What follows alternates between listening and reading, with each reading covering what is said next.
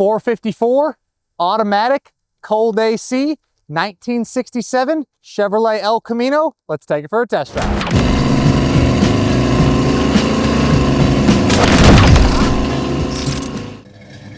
It's my favorite line when it comes to an El Camino. You either love them or you hate them. I love them because they sell really well. And this is a great example. I don't get a ton of the earlier ones like this. I do a lot more of the 70 to the 72 El Caminos. But when I had the opportunity to buy this one, being that it is black top, black interior, big block, it just checked a lot of the boxes for me. When it comes to the mechanicals, it has a non-original 454. It's definitely had some work done to it. It runs very well. Unfortunately, I don't have any paperwork or know exactly when or what was done to the motor, but it runs great, cruises down the road very well. We'll cruise at 55, 60, even 65 miles an hour. It is backed by your Turbo 400 3-speed automatic transmission, 12-bolt rear end.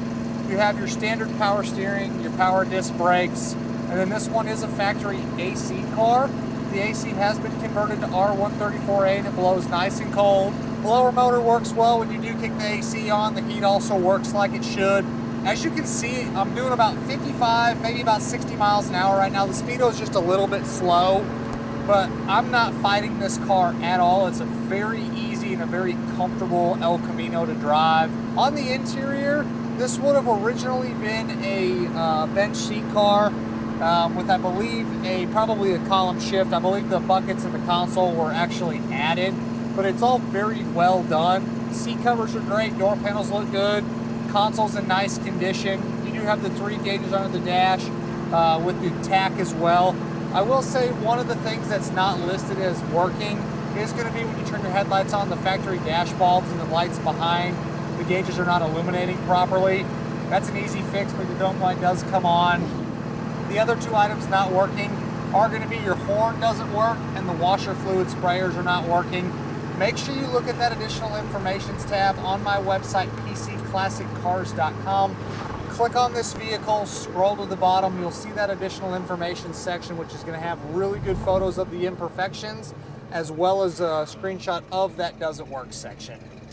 I will say the steering is a little tight, but it is a factory power steering setup. Just when you go to turn, when you're stopped, it's just kind of a little tight. Again, not an issue, not hard to turn, just one of those things, just kind of a nitpicky deal there.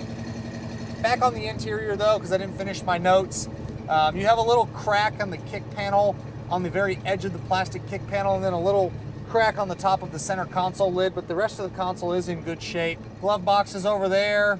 Factory style gauges for fuel gauge, your speedometer, and then your dash clock. So I did lie to you, there's 4 things.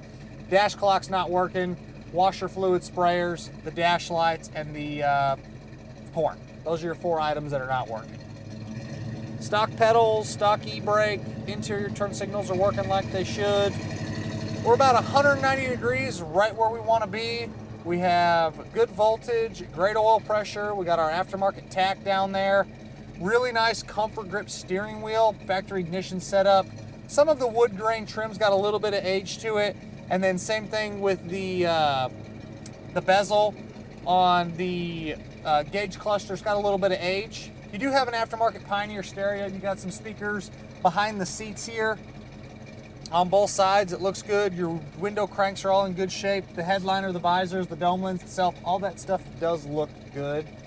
We are going to go ahead after this slow little car.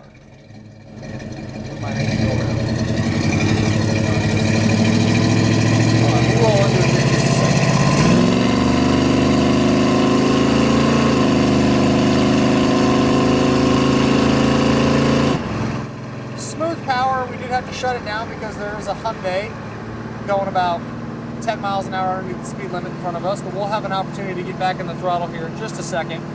But as you can see, smooth, easy power, that transmission, you really don't even feel it shift. No weird noises from the rear end. Exhaust has a really nice note to it. It's long tube headers, full aftermarket dual exhaust. Not terribly loud, but when you get in the throttle, Has a good combo sound of hearing the motor and also hearing the exhaust. As far as the underneath, frame looks great. Bottom side of the bed is nice. Floor pans look good. It does have some factory or factory style undercoating on the bottom side of the truck or car, whatever you want to call it. But I don't see any rust issues. It's a good solid El Camino front to back. On the exterior was a color change. It was originally Marina Blue. Now it's black. I don't know when the color change was done, but the paint quality is in really nice shape. Looks good down both of the sides. You have some imperfections, little fish eyes, little touch-ups. There's a small little like hairline crack on the bed side on the driver's side. Very small little cluster of bubbles on the edge of the hood by the windshield.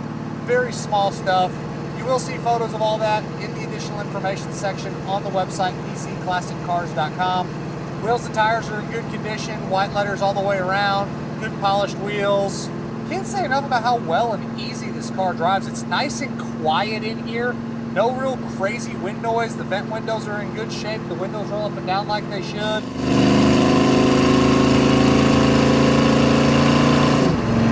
I love the hoods on these cars. I like the little like inlays.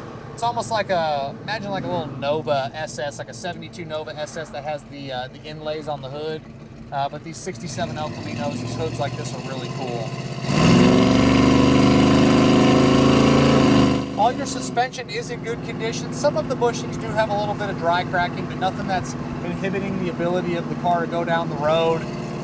Front suspension checks out good. Steering again does its job. You have a little bit of play back and forth like a normal car or a normal old car, but it's minimal.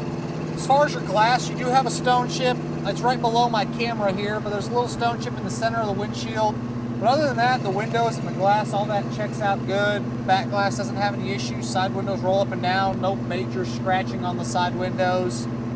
Driving position is comfortable. It is a manual slide, obviously driver and passenger seat. I'm 6 foot tall, 190 pounds. I fit in here very comfortable. There's no uncomfortable, like where my legs are underneath the steering wheel. The seat foam feels good. Where the console sits is comfortable for my arm. I always drive usually with my left hand on the steering wheel, right hand on the console.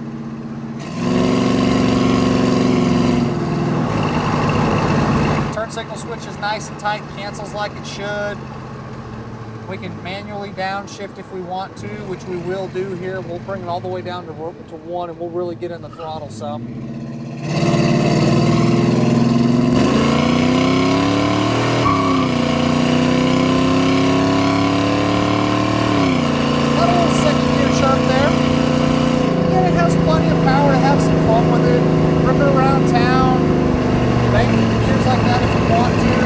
Inside the bed, you do have an older spray-in style bed liner. The bed floor and the bed wheel wells do have some little dings. You'll see photos of that with the bed cover popped open. You do have that nice bed cover, shows well, tailgate opens and closes properly. When you pop the hood, it might be my favorite thing about this El Camino is it's very clean and well done in the engine bay.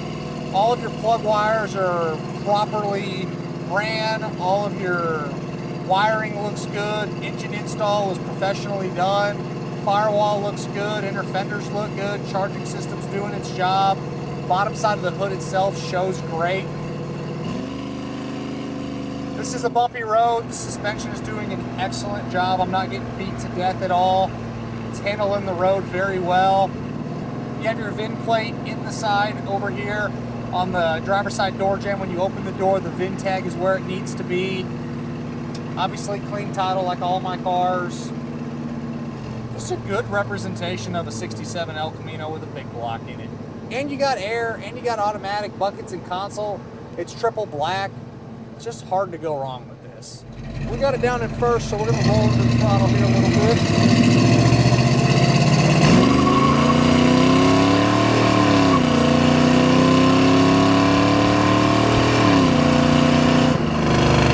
Really good power, a lot of fun to drive.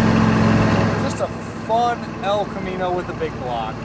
As always, I'm Michael. This is a 1967 Chevrolet El Camino 454 automatic cold AC triple black from myself and everybody else here at PC Classic Cars. We always appreciate y'all stopping in to watch another one of our test drives.